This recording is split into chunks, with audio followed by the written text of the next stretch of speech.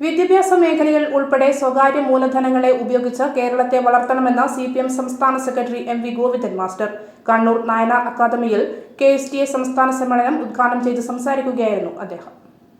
സ്വകാര്യ മൂലധനങ്ങളെ മുൻകാലങ്ങളിൽ എതിർത്തിട്ടില്ലെന്നും ഇനിയും അത് തുടരുമെന്നും അദ്ദേഹം പറഞ്ഞു. വിദ്യാഭ്യാസം, ടൂറിസം, വ്യവസായ മേഖലകളിൽ സ്വകാര്യ നിക്ഷേപം വേണം. സ്വകാര്യ വ്യക്തികൾക്കും കമ്പനികൾക്കും നിക്ഷേപമാവാം. കേന്ദ്രം സംസ്ഥാനങ്ങൾക്ക് വിഹിതം നൽകാതെ അവഗണിക്കുമ്പോൾ പുതിയ സാമ്പത്തിക സ്രോതസ്സുകൾ കണ്ടെത്തേണ്ടി വരുമെന്നും അദ്ദേഹം പറഞ്ഞു.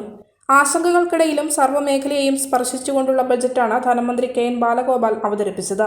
ഒറ്റപ്പെട്ട സംഭവങ്ങൾ പർവ്വതീകരിച്ച് കേരള മോഡലിനെ ഇല്ലാതാക്കാനാണ് വികസന വിരുദ്ധ ശക്തികൾ ശ്രമിക്കുന്നത്. വരുന്ന തെരഞ്ഞെടുപ്പിൽ BJP വിരുദ്ധ വോട്ടുകൾ ഒന്നിപ്പിക്കാനായാൽ BJPയുടെ പരാജയം ഉറപ്പുവരുത്താൻ കഴിയും. ഇല്ലെങ്കിൽ ഇരുണ്ട കാലഘട്ടമാണ് നമ്മെ കാത്തിരിക്കുന്നതെന്നും ഗോവിന്ദൻ മാസ്റ്റർ ഓർമ്മിപ്പിച്ചു. വർഗീയതയ്ക്കെതിരായ പോരാട്ടത്തിൽ വിശ്വാസികൾ ഉൾപ്പെടെയുള്ള ജനാധിപത്യ വിശ്വാസികളെ ഒരുമിച്ച് നിർത്തിയുള്ള പോരാട്ടത്തിന് ഇടതുപക്ഷം മുൻകൈയെടുക്കും. മതനിരപേക്ഷ ശക്തികൾക്ക് സ്വാധീനമില്ലാത്ത സംസ്ഥാനങ്ങളിൽ ഗുജറാത്തിൽ നടന്ന വംശഹത്യ ആവർത്തിക്കപ്പെടുകയാണ്.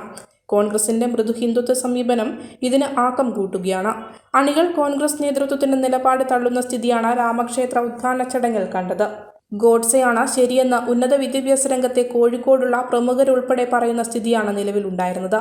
പരിമിതികൾക്കുള്ളിലും ഭരണഘടനയുടെ സംരക്ഷണ പോരാട്ടത്തിനായി ഇറങ്ങണം. ഭരണഘടനയുടെ മൂല്യങ്ങൾ ഉൾച്ചേർന്നിരിക്കുന്ന ഒന്നിനെയും അംഗീകരിക്കാൻ RSSും BJPയും തയ്യാറായിരുന്നില്ല എന്നും അദ്ദേഹം കൂട്ടിച്ചേർത്തു. സംസ്ഥാന പ്രസിഡന്റ് D. സുധീഷ് അധ്യക്ഷനായി. ജനാധിപത്യ മഹിളാ അസോസിയേഷൻ ദേശീയ പ്രസിഡന്റ് PK ശ്രീമതി, CITU സംസ്ഥാന secretary KP Sahadevan, SDFI president KC Harikrishnan, FCETO സംസ്ഥാന general secretary MA Ajith Kumar, Confederation of Central Government Employees and Workers സംസ്ഥാന പ്രസിഡന്റ് PK മുരളീധരൻ, DYFI സംസ്ഥാന സെക്രട്ടറി VK സനോജ്, SFI സംസ്ഥാന പ്രസിഡന്റ് K അനുശ്രീ എന്നിവർ സംസാരിച്ചു.